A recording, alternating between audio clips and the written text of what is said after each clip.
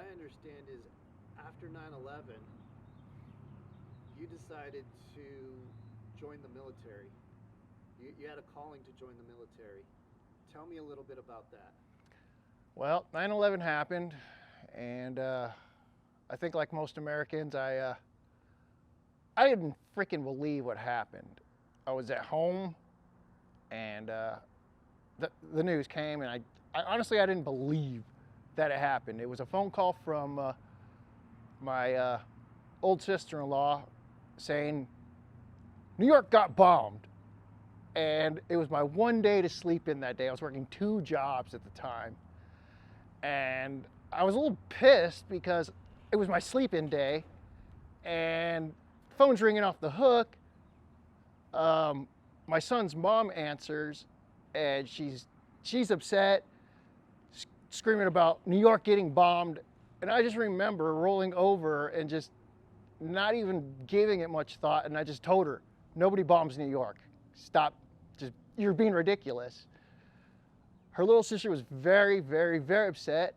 Their dad was in the Air Force at the time. So first thing I did, try to reach out to him. And he was actually part of the Air Force One crew, ground crew, I believe, and maintenance. So they're trying to get a hold of him, and he wasn't reachable. That made it friggin' real. We switched the TVs on, and I watched those towers fall, just like the rest of you guys. That fucking hurt. I had a job at an events company.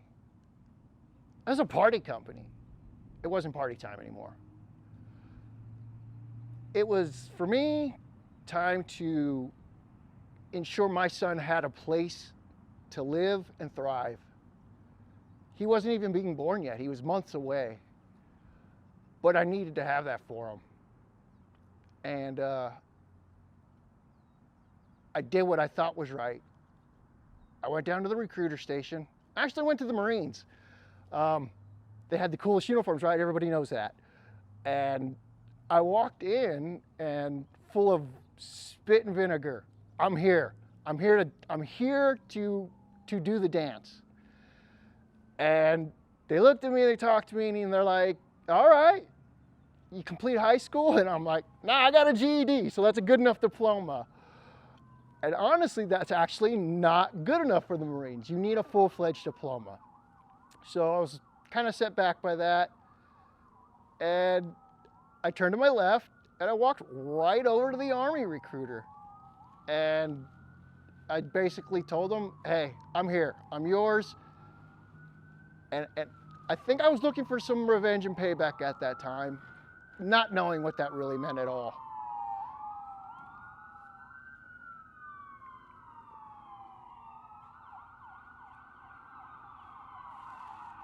And those are the sounds that came across on 9/11.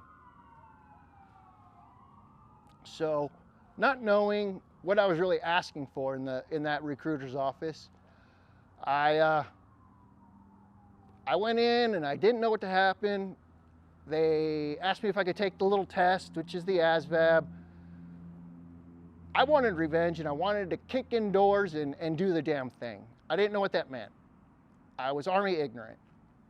And I took the exams. It turns out I was Army smart, right? So whatever that really means. I scored high enough to do everything in any job I could have ever wanted in the Army. I didn't know what I wanted, but I wanted to be an infantryman. But I didn't know what that meant. And what the Army needed were specific jobs. I had the intelligence, in their opinion, to do any of them. They offered me 3 jobs. Water purification. I'm not frickin' Pauly Shore in the Army now. That was out the window. Patriot missile systems. Sounds kind of cool. Wasn't close enough to the fight for me. Then they offered me a healthcare specialist position. I didn't know what the crap that meant, and I asked. And they're like, well, you go to the infantry, and if they're fighting, you can fight with them until someone gets hurt. And you get a medical background. I was like, that's freaking awesome. What I didn't know was everybody who goes to become a healthcare specialist, it's just that. You don't get to go where you think you're going. And I joined.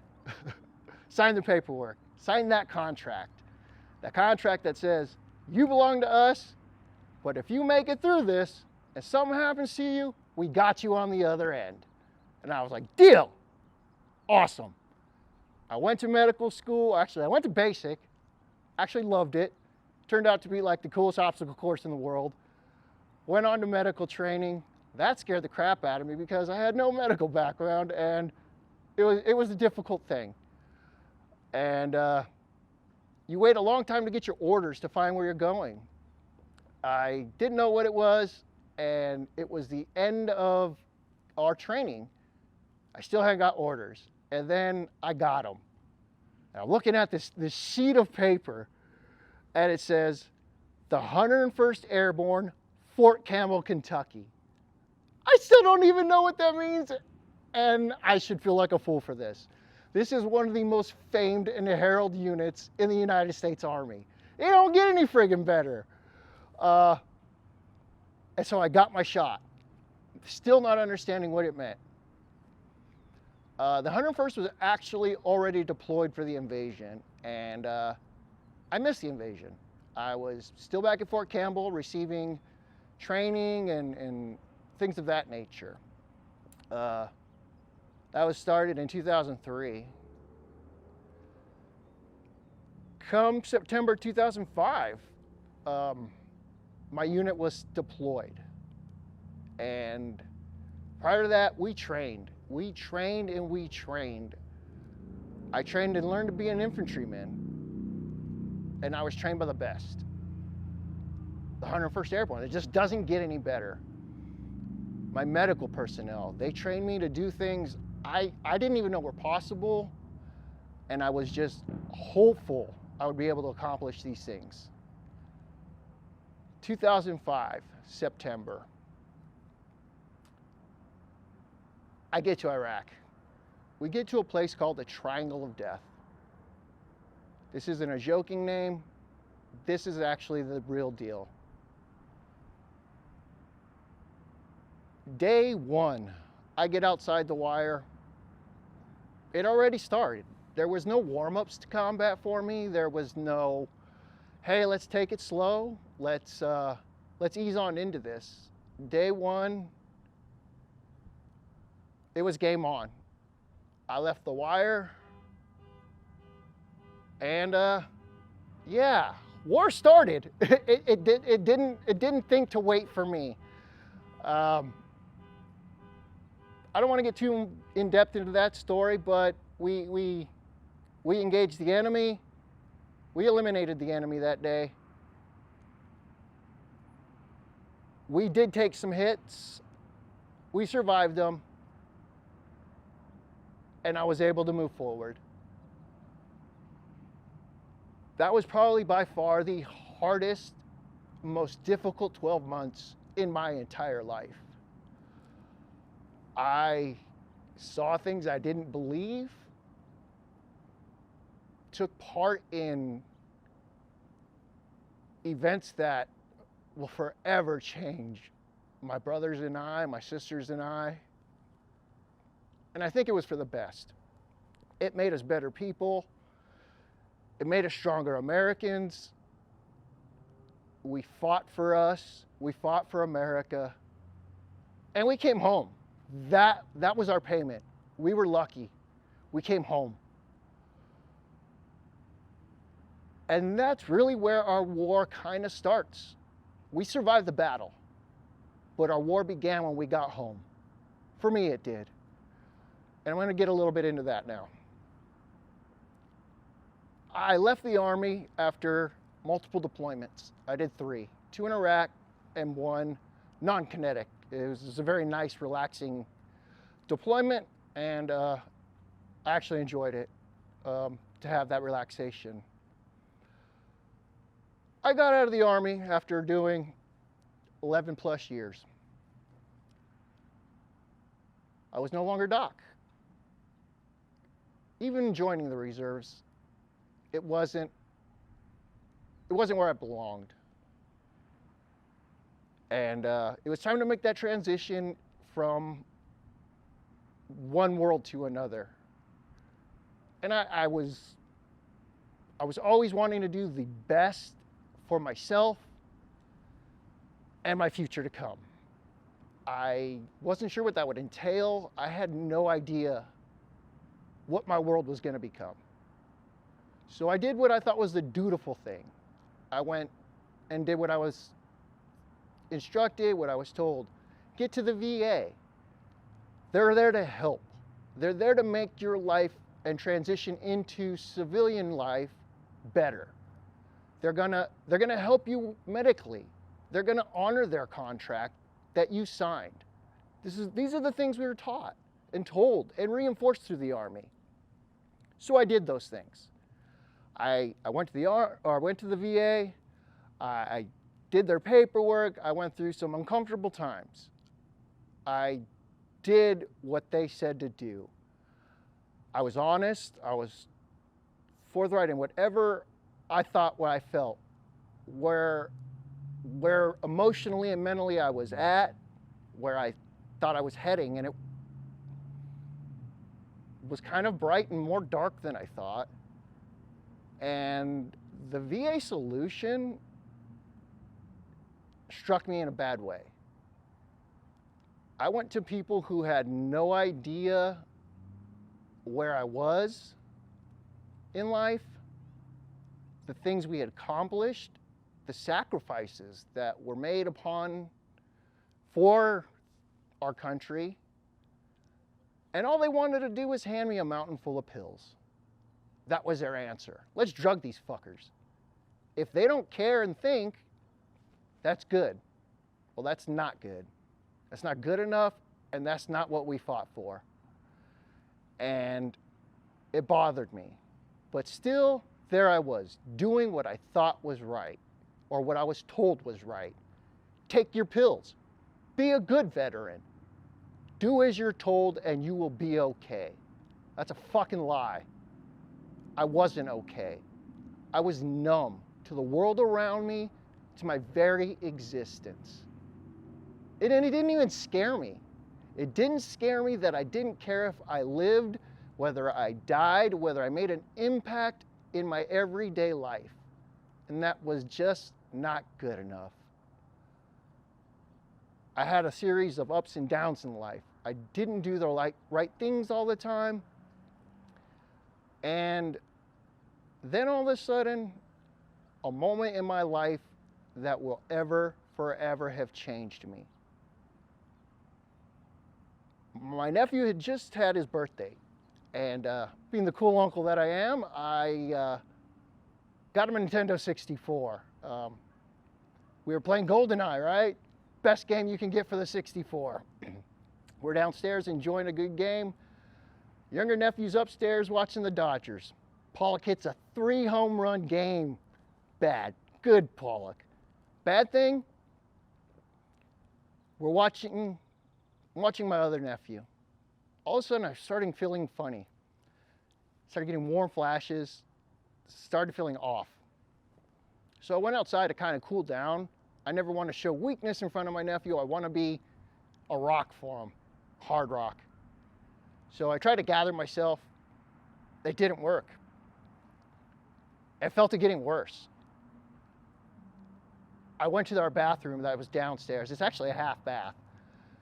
I went in there, kind of tried to just like wash the face off, regroup. And that was the moment everything changed. During my time downrange, I was exposed to about 21 IEDs. That's roughly about 25 meters and closer. Arranged either inside a vehicle, walking, you name it, I was hit by it. Lucky me, right? In this moment in that bathroom, it finally took its toll. My brain injuries changed. I had a full-blown grand mal seizure inside of a half bath. I collapsed. I went unconscious. I was trapped inside that bathroom. And I was half in and out of consciousness, realizing what was going on. The only thing I could do was somehow, some way, I have no idea how, pulled myself up, opened the bathroom door, and tumbled and poured myself out. My nephew Alex saw this. And fortunately for me, he saved my life. He caught my limp body as it was heading for our dining room table. At this time, I weighed about 165 plus pounds of solid badass. Alex maybe weighed about 104. He was my rock that day. He was the foundation that kept me alive, and I owe him forever. That brings me to the VA and what drove me to initiate Operation Sick Care. After that moment, I realized my life was different. I was having focal seizures now, lasting about 20 to 35 minutes throughout the day. That's fucking dangerous. Anything over 5 minutes, you're supposed to be rushed to the hospital. I didn't do these things. I did go to the hospital the second day. And they threw pills at me, of course, and sent me on my way. I attempted to take those pills and do what was right. They weren't working. I knew I needed to get to the VA to get long-term care. This was not a, I bumped my head or I don't feel good. This wasn't even a simple cold.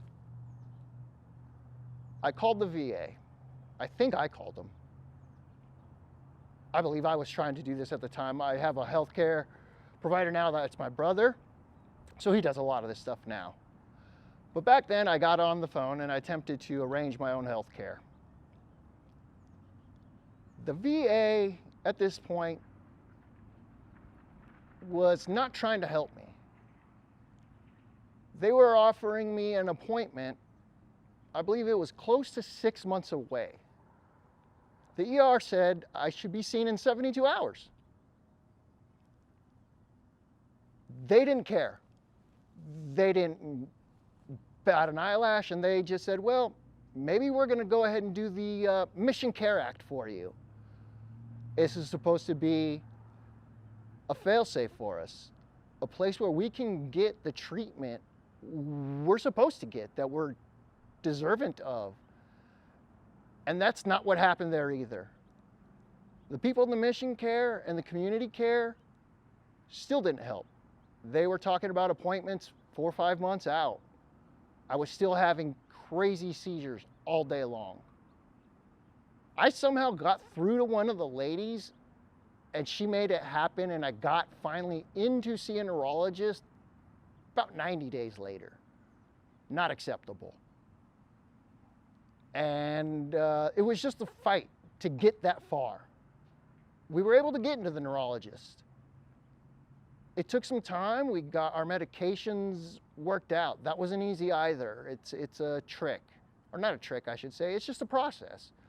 My neurologist was awesome. He worked with me. His nurses worked with me to get me where I needed to go, where I could function as a human being again, to even walk or talk or form an idea.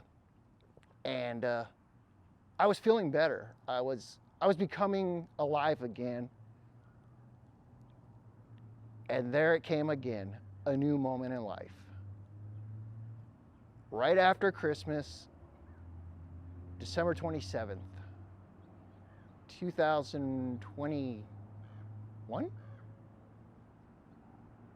I had a breakthrough cluster seizures.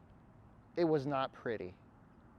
Luckily, my young nephew was there, saving my mo-fracking life.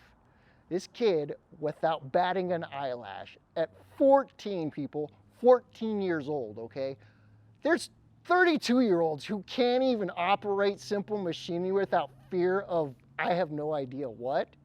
But this young man jumped into action immediately dialing 911, getting them on the phone, making sure I was in a safe recovery position and doing exactly as instructed. At least it's what I'm told, because I have no freaking clue. But he saved me, along with my other nephew that day, and the Temecula EMS. There was a wait back then because there was an epidemic, and there wasn't anything available for me.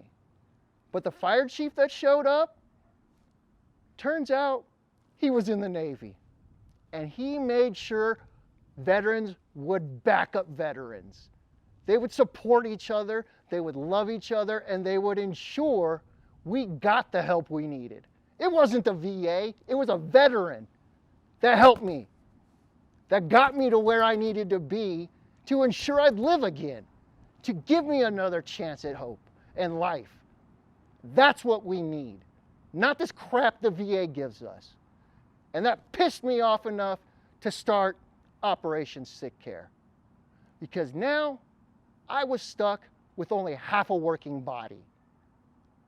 And the half that didn't work was my right side. This is my dominant side, you guys. I lost it. I couldn't move it. I could barely speak. I spent a few horrible days in my local hospital. I don't want to get too far into that. We'll cover that way later. I needed to get physically rehabilitated. I wasn't sure how much of a rehabilitation I was going to get and how much of a rebound. But I can tell you this freaking much. Walking again was the only option.